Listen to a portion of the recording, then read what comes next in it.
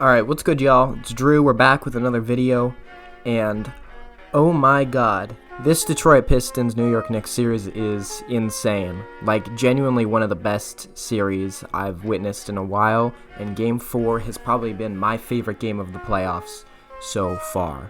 We're going to talk about that game and just how awesome I think this series is. That's really all we're going to cover in this one. It's going to be a little shorter. If you guys like this video, make sure to like and subscribe. We're trying to hit 1,000 subscribers at some point. And yeah, let's just get into this one, man. So this game was like an absolute monster yesterday. Super back and forth. Both of these teams really came to play their starting units, at least. There were some like big disparities in the way these teams played that like sort of like completely shifted the game. The Knicks missed like almost half their free throws. The Pistons made pretty much all their free throws. But the Knicks also shot 45% from 3 yesterday. They went 15 for 33 on three-point attempts. And in the first half, I'm pretty sure the Pistons went 1 of 14, and they finished the game shooting 7 of 29 from 3. Just a horrible shooting performance from the Pistons. They had a lot of guys play really well defensively. Dennis Schroeder really clamped up. Actually got some steals in the backcourt on a couple possessions. He stole Jalen Brunson's lunch money. He pickpocketed Cameron Payne at the end of the third quarter, and that was actually crazy because he got Tim Hardaway a wide open dunk, but instead of neither of them racing to get the layup, they actually didn't get the free 2 points at the end of the third quarter. And the Pistons ended up losing this game by 1 point. And I'd just like to say, by the way, that yes, Josh Hart did foul Tim Hardaway at the last possession of this game. I don't think that's a question.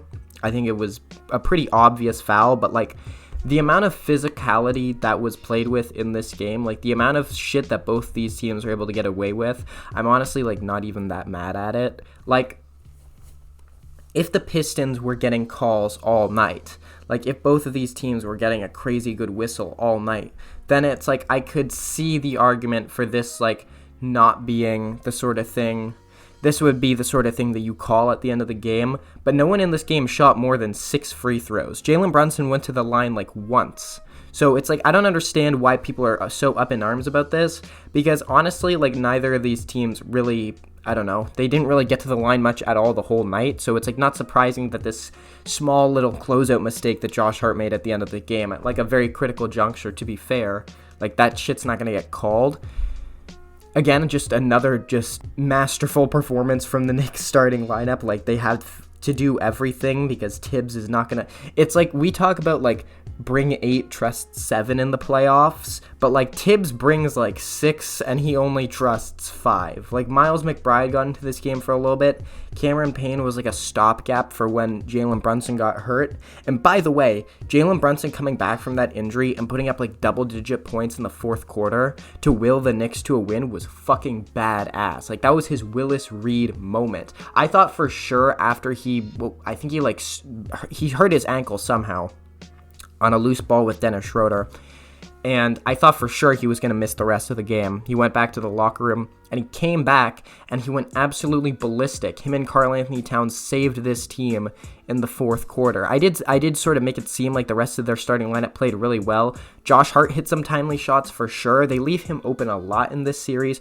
Honestly, that's what they were doing a lot. They really sold out to New York's three-point shooting, and OG Anunoby did not burn them in this one. Mikal Bridges did not burn them in this one. Those guys have been good, and I would say for Mikal Bridges, not very good at all in this series. OG has obviously been a lockdown defender, and we'll get to him on Cade later. But, like, they haven't really been, punished by Mikal at all in this series. OG didn't really score a lot in this one. It was really just a Karl-Anthony Towns, Jalen Brunson masterclass. Karl-Anthony Towns went absolutely stupid at the end of this game. He saved a ton of possessions by hitting bullshit shots. He, drove into the paint with, 4 seconds on the shot clock, ended up behind the backboard, floated it up there, and it went in with 6 minutes left. And then New York's offense breaks down on the next possession. Karl has to chuck up a 33-footer, and it goes in. Nothing, literally just nylon. Again, Josh Hart hit some timely shots, but he wasn't, tremendous. He just did his Josh Hart thing. OG Anunoby's defense was a big factor in this one, and I think they should have gone to it more, because if you looked at how the Pistons were trying to get Cade Cunningham going, he had a very slow start to this game, but he started to really pick it up in the second half. The Pistons actually won the third quarter by 14 points, and Cade was just doing like every single play. He was just calling for a screen to get that Mikal Bridges switch, because it's like, when Brunson is in the game, it's like it's kind of hard to attack him, because the Knicks will do their best to hide him on defense and like not put him in a situation where he can get brought into the pick and roll, but it's very easy to get the Mikal Bridges switch, and the Knicks will live with that because Mikal Bridges is supposed to be like this elite defensive player. He's too small to guard Cade Cunningham. Cade is bullying him on every play, taking him behind the barn, and he's attacking the rim with like relentless aggression. Because Karl-Anthony Towns is such a poor rim deterrent, it's like really not an issue for Cade to get there, because Cade is so big and his timing and his steps is so precise that like he can get to his spots no problem around the basket and around the mid-range. So later in this game, Tibbs finally just decided to put OG Anunoby on him and just like deny a switch at all costs. And OG Anunoby, whenever he was guarding Cade in this game, was stellar, because OG is huge. He's a brick shit house, and he's also just as good of a defender as Mikal. So Cade can't really just take him to the rim whenever he wants. Cade was settling for jump shots against OG. OG was forcing him to tough looks, and that really stopped Detroit's momentum with a couple minutes left to go in this game. When you look at this team, again, like Malik Beasley and Tim Hardaway are the only good off-ball volume three-point shooters. I guess Tobias Harris is pretty good too, but Tobias Harris also likes to isolate and create his own shot.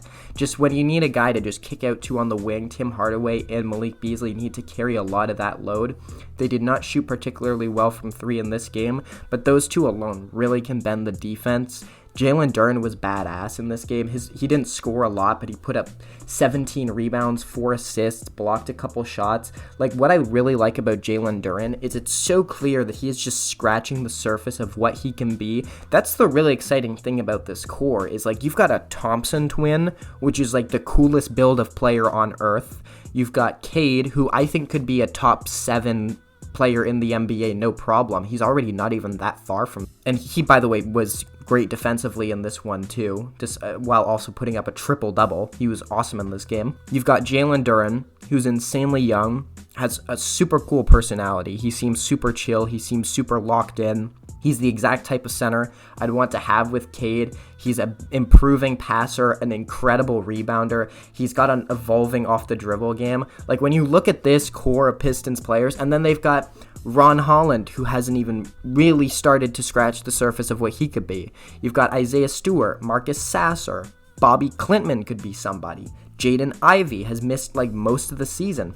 Like, this Pistons team has so much potential, and the fact that they've been going to war with this Knicks team that was expected to be closer to like the Cavs than they were the Pistons. Like, it's clear to me, first of all, that this Knicks team is like way behind what they anticipated they would be, because they have absolutely no depth, and this starting lineup is not as bulletproof as people probably made it out to be when it was made, even though it is still one of the best starting lineups in the NBA. There's like levels to this shit just in terms of how the pieces fit together and just the defensive limitations of it, even though they have OG and Mikal Bridges. And this Pistons team, they fight super hard, they play great defense, they have enough shooting that Cade's just incredible like offensive prowess to run the offense. Like, Cade is able to work really well with what he has, even if you just give him a little bit of shooting.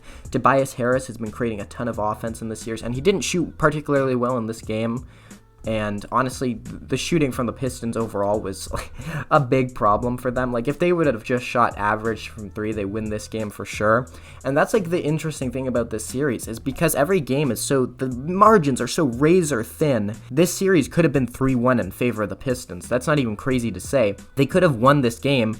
Cade had a great opportunity to ice it with a pull-up midi over OG Anunoby. It just didn't go in. Tim Hardaway could have been called for that foul. He just didn't. And I'm not, I wouldn't say the Pistons got hosed, but, they did get kind of unlucky in this game, especially with the shooting. And Jalen Brunson and Karl-Anthony Towns carried the shit out of the Knicks in this game. They were both amazing in the fourth quarter. They did everything. You know, the Knicks don't really trust Mitchell Robinson. They don't really trust Cameron Payne to just be consistent. So they end up having to play like a 6-man rotation, basically. I'm honestly so surprised that the Knicks have made it this far with this system, because OG Anunoby has been very injury prone in the past, and he's been able to sort of avoid that so far. And man, this game was just so badass. It was so close the whole way through. The Pistons would get up and the crowd would really get into it, and the Knicks would fight all the way back, and they were able to win by like the skin of their teeth. I still think, and maybe this is crazy, but I think the Pistons can come back in this series. I'm not going to pick the Pistons to win from here, of course, but this Pistons team fights hard enough, and this Knicks team, I think because of the just complete lack of depth, if they're tired in their next game, if they start to look tired, like the Pistons can really capitalize on that. Jalen Brunson is clearly hobbled in this series. He's getting battered and bruised every single game, and that's on top of him having an ankle injury. And again, like Karl-Anthony Towns hit some bullshit shots at the end of this game, and Mikal Bridges and OG have still not got, well, OG has gotten going more so in the series for sure, but Mikal Bridges has just really not been a big contributor in this series at all.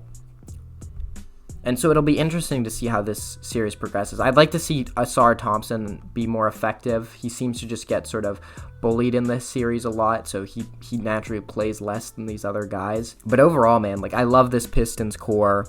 I'm a little bit worried about the Knicks going forward. They've really got to figure out a way to, get some help for these guys. I mean, Jesus Christ. Like, this starting lineup is supposed to be everything for them, and it's just not it.